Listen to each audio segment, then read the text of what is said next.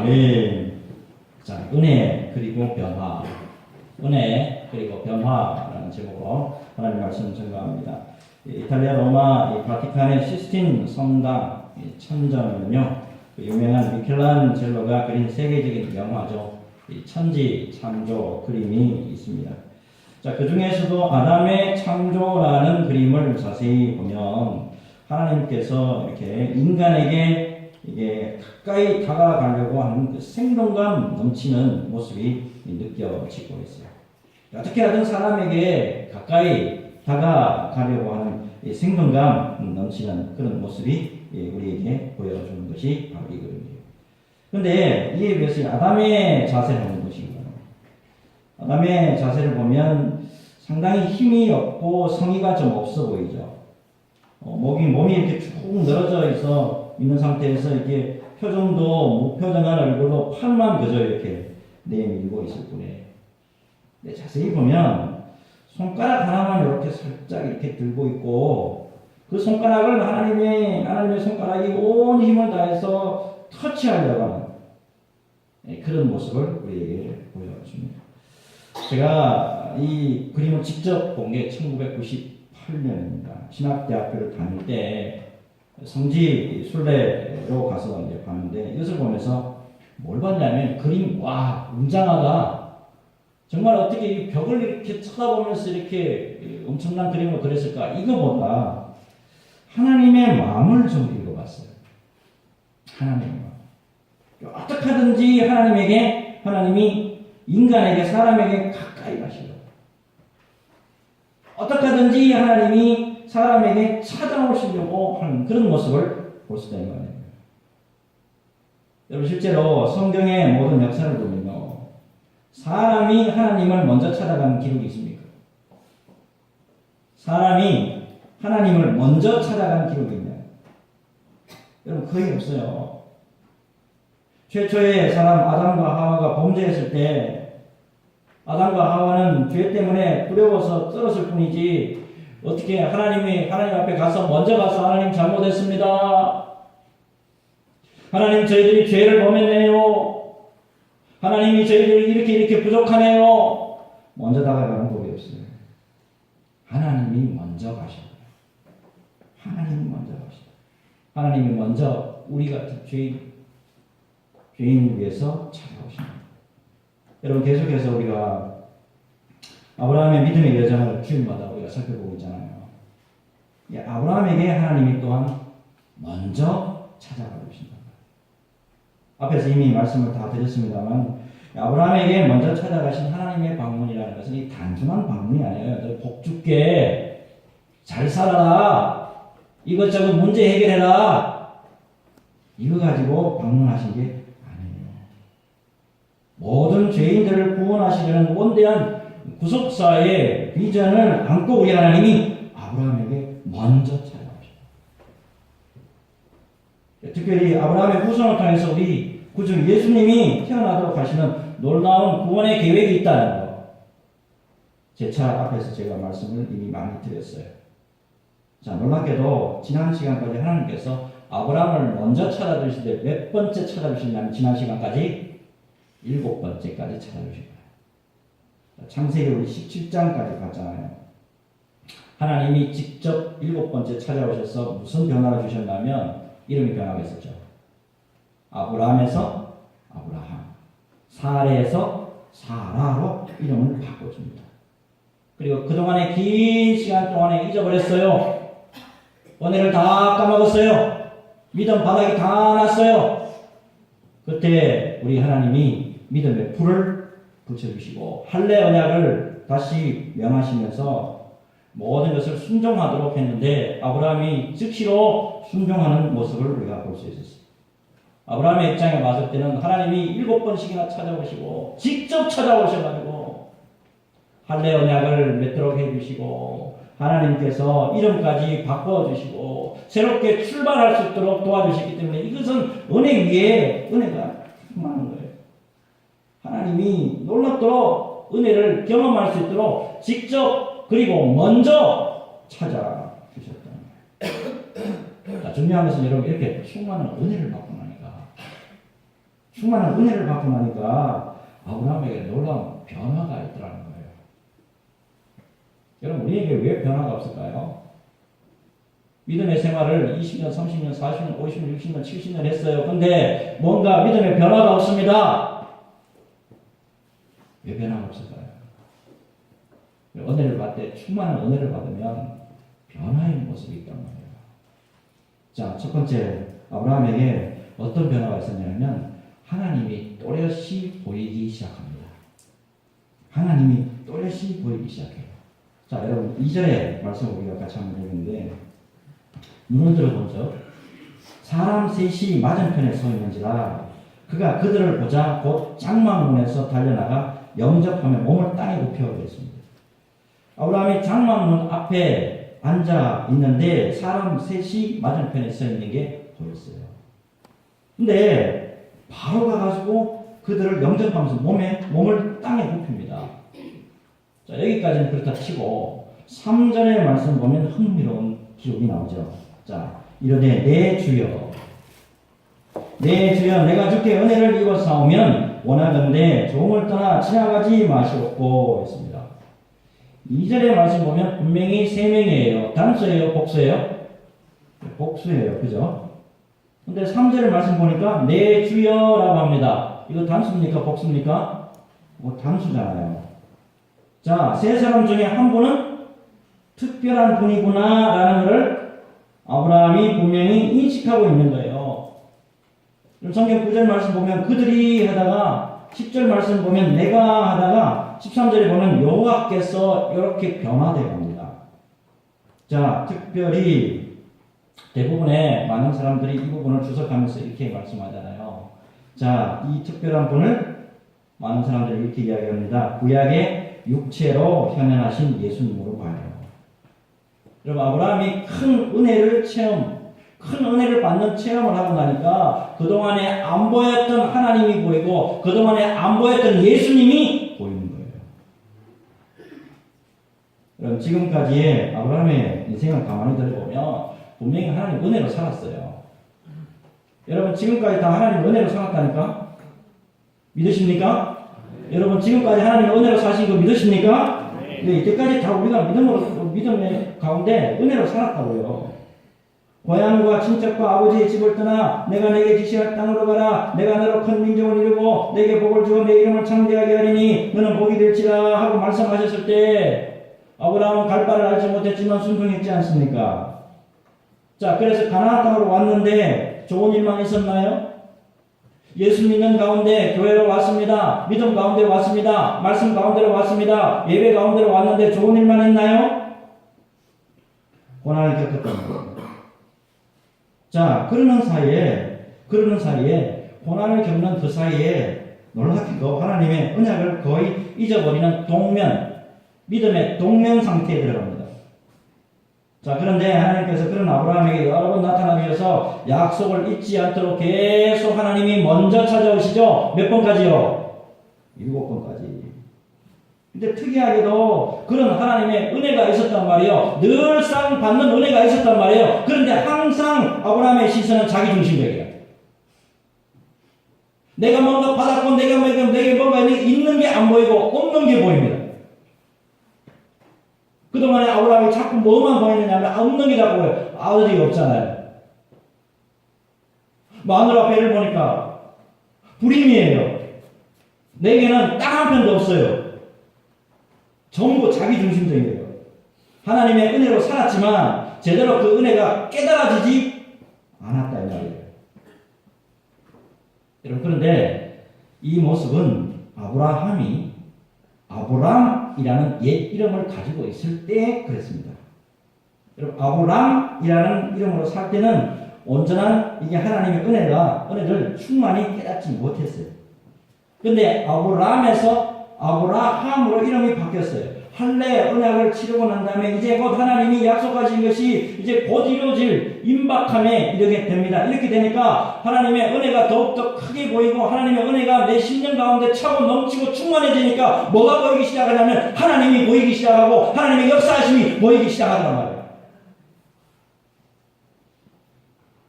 이러한 비슷한 모습을 욥의 욥의 고백에서 볼 수가 있어요.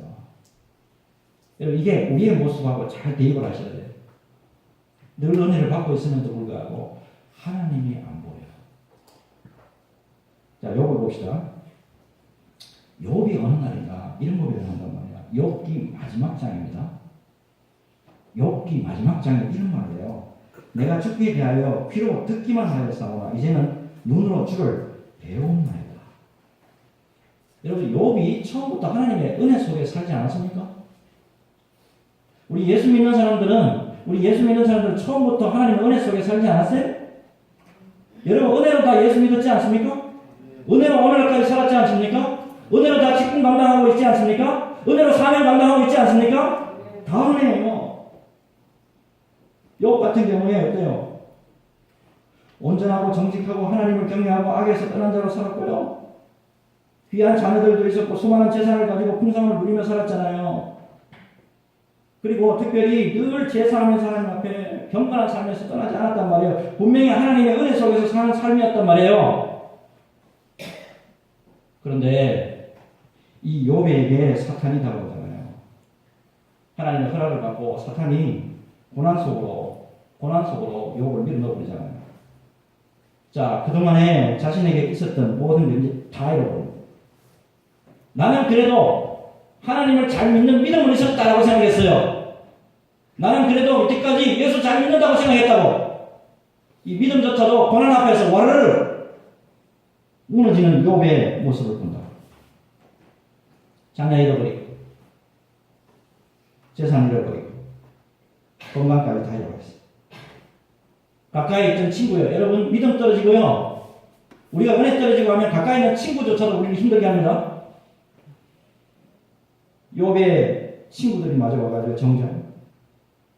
이렇게 되니까 욥의 입장에 봐서 이제 하나님의 은혜는 다 사라졌구나. 하나님의 은혜는 다 이제 끝났구나.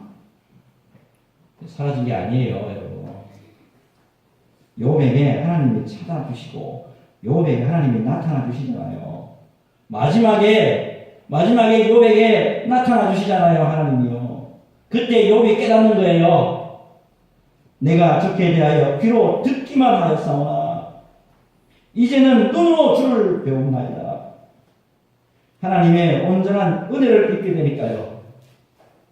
하나님의 진정한 충만한 은혜가 내 심령 가운데 임하게 되니까 하나님이 그동안에 또렷하게 안 보였는데, 예수님이 또렷하게 안 보였는데, 십자가가 또렷하게 안 보였는데 이제 그게 보이기 시작합니다. 여러분, 믿음의 길을 가면서 종종 믿음의 사람들이에요. 예수 믿은 지 오래됐다고. 그럼에도 불구하고 하나님을 분명히 보지 못하는 분들이 있어요. 귀로서 들어서 알고는 있다고요. 이 모양 저 모양으로 약간의 체험으로 하나님을 알기는 합니다. 그러나 또렷하게 보이지 않는 경우를 꽤 많이 목회하는 가운데 볼 수 있었다는 말이에요. 그래서 조금만 어려우면 넘어지고, 조금만 힘들고, 조금만 누가 내 마음을 아프게 하면 쓰러지고 쉬어요. 유명한 책이죠. 시각장애를 극복하고 하나님의 귀한 영광을 드러내셨던 고 강영호 장로님이에요. 이번에 6호절이죠. 내 눈에는 희망만 보였다. 내 눈에는 뭐만 보였다고요? 희망만 보였다. 이분 잘 아신 시각장애인이잖아요. 중학교 시절에 그도 사고로 눈을 다쳐서 실명했어요. 그 충격에 못 맞췄고, 누나는 애들 공양하다가 공장에서 일하다가 너무 과로해서 죽고 고아가 되고 있는 거예요. 어릴 때부터 이 사람, 우리 그 강장로님 예수를 믿었던 분이에요. 그런데 자기 처지가 어떻게 됐냐면 시각장애인 되고요, 엄마 돌아가시고 누나 돌아가시고 이제 천하 없는 고아가 되어버렸다. 그리고 나니까 뭐 믿음이고 은혜고 모두 사라지고 완전 바닥을. 그런데 우연히 기독교 방송에 인생 상담이라고 하는 프로그램에서 평소 잘하는 목사님의 방송을 이제 듣게 돼요. 자, 그분을 통해서, 사람을 통해서 은혜를 받는 게 아니고 말씀을 통해서 은혜를 받아요.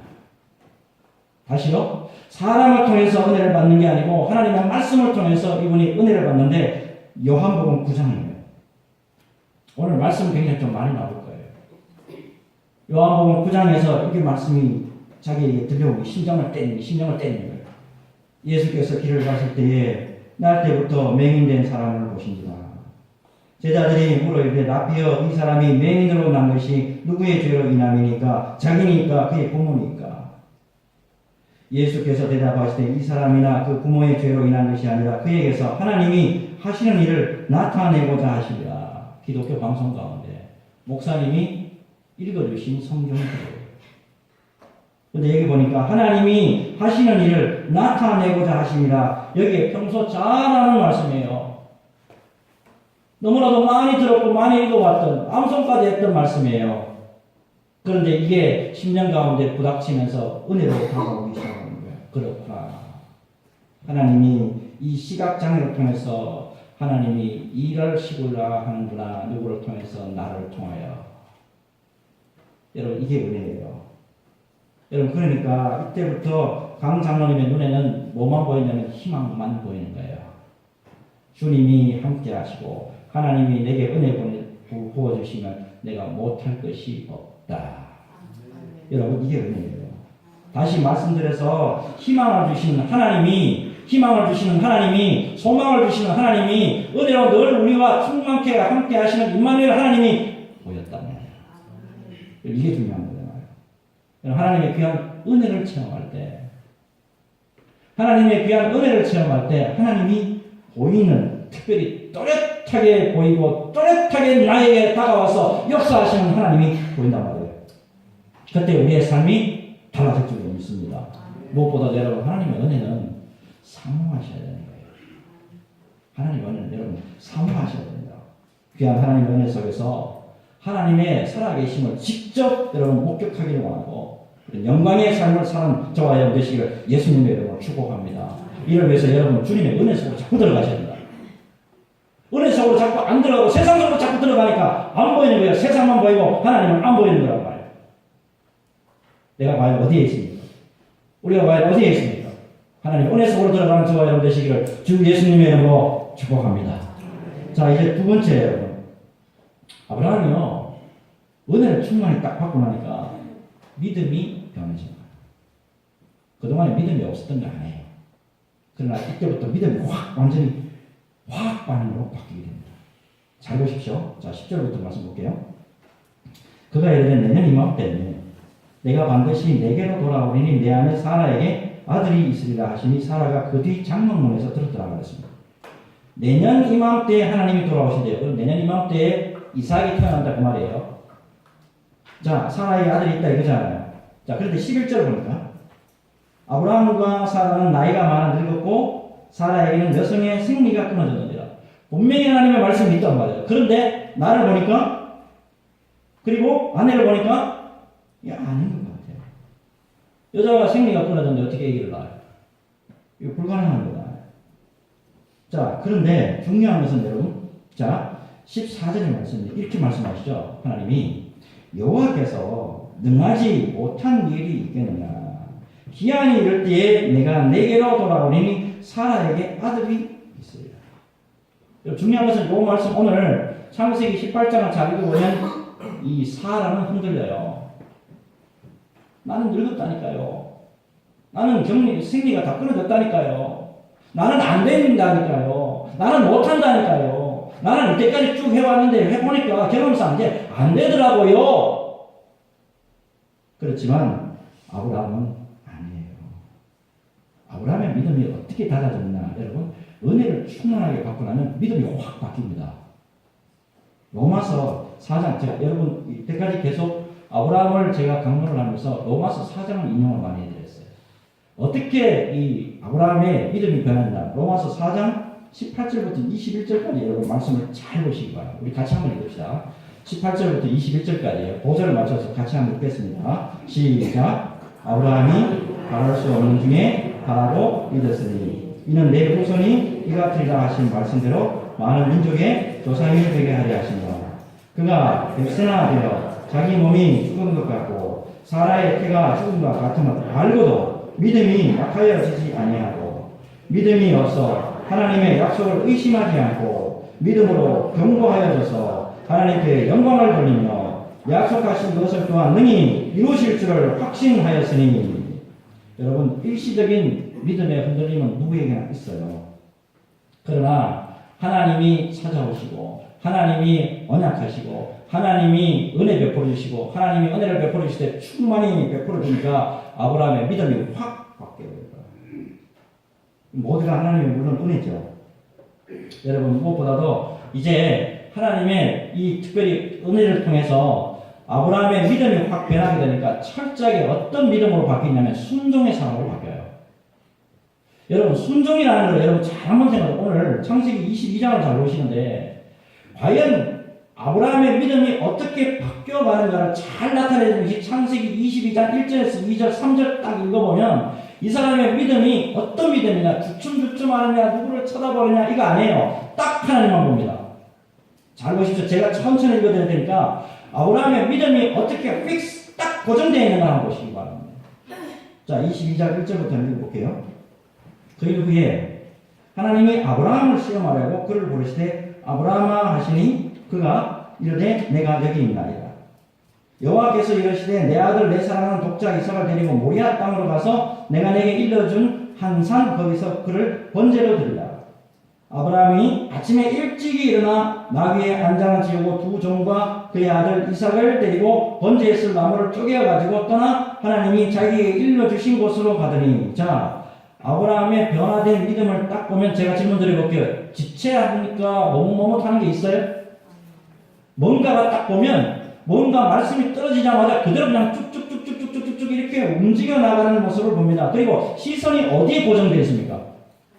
하나님에게 고정되어 있고 말씀에게 고정되어 있고 언약에만 고정되어 있단 말이에요. 다른 사람하고 의논합니까? 다른 사람하고 뭐 타협합니까? 의논과 타협 없어요. 그냥 저질러 버린다. 이게 믿음의 변화예요. 여러분, 충만한 주님의 은혜를 받고 나면 시선이요 하나님만을 바라본다니까요. 충만한 은혜를 바라보면, 충만한 은혜를 받고 나면 하나님 말씀만 내 심령 속에서 살아 움직인다니까. 딴 사람이 뭐라고 하든지 세상이 뭐라고 하든지 나는 오로지 주만, 부족한 주만 보인다니까요. 사도행전 이게 신약으로 딱 넘어오면요, 하나님의 은혜, 예수 그리스도의 은혜가 충만하니까 사도들이요 완전히 변해버려요. 여러분, 사도들이 예수님의 충만, 예수님이 돌아가시고 부활하시고 승천하시고 난 다음에 성령 강림 사건을 통해서 충만한 은혜가 그냥 막 퍼지잖아요. 그러고 난 다음에 복음을 막 전가하지 않습니까? 복음을 전가할 때, 복음을 전가하는데 여러분, 우리가 믿음대로 살아가려고 하는데 핍박이 없습니까? 고난이 없습니까? 고통이 없습니까? 있단 말이에요. 복음을 전하는데 권력층과 종교적으로 힘 있는 자들이 그냥 공회로 막 불러가지고 복음 전하지 못하도록 사도들을 막 협박하고 하잖아요. 그때 사도들이 이렇게 말합니다. 자, 베드로와 요한이 대답하여 이르되 하나님 앞에서 너희 말을 듣는 것이, 하나님 앞에서 너희 말을 듣는 것이 하나님의 말씀 듣는 것보다 옳은가 판단해라. 우리는 보고 들은 것을 말하지 아니할 수 없다. 담대해진단 말이에요. 이뿐만 아니에요, 여러분. 사도행전 7장을 보면요, 돌에 맞아 죽는 그 순간에 스데반이요, 그 시선이 어디가 있냐면요, 스데반이 성령 충만하여 하늘을 우러 주목하여 하나님의 영광과 예수께서 하나님 우편에 서신 것을 보시고. 여러분, 하나님의 은혜를 경험한 사람들은 시선이 어디에 있는가 이거 분명해집니다. 특별히 하나님의 그 시선이, 바라보는 시선이 흔들리지 않으니까 여러분, 흔들리지 않는 믿음 가운데 견고하게 서지더라는 거예요. 우리의 삶에서 왜 이리저리 흔들리죠? 왜 이 사람 말 들으면 이 사람에게 혹하고 저 사람 말 들으면 저 사람에게 왜 혹합니까? 그리고요, 여러분, 쉽게 오르락내리락하는 그런 우리 믿음이, 이 연약한 모습이 왜 나타나는 거죠? 주님의 은혜가 충만하지 못해서 그래요. 여러분, 그래서 여러분 은혜를 받으시되 충만한 은혜를 받으셔야 하는 겁니다. 여러분, 언제나 주님의 충만한 은혜 속에서, 그래야 여러분 충만한 은혜 속에 있어야 믿음의 사람으로서 부끄러움 없이 살아갈 수 있는 거예요. 오늘날 여러분 믿음이 특별히 은혜가 충만하지 못하니까 얼마나 예수님을 십자가에 못 박는 다시 박는 그런 일들이 얼마나 비일비재하게 많아요. 은혜 속으로 들어오시기 바랍니다. 예수 그리스도의 충만한 은혜 속으로 들어오시기 바랍니다. 은혜 속으로 승리하는 저와 여러분 되시기를 예수님 여러분을 축복합니다. 자, 이제 마지막이에요. 여러분. 충만한 하나님의 은혜를 딱 받고 나니까 아브라함의 기도가 달라집니다. 여러분 기도가 어떻게 달라지느냐. 여러분 22절부터 오늘 조금만 읽다가 25절까지 읽었죠. 오늘 본문.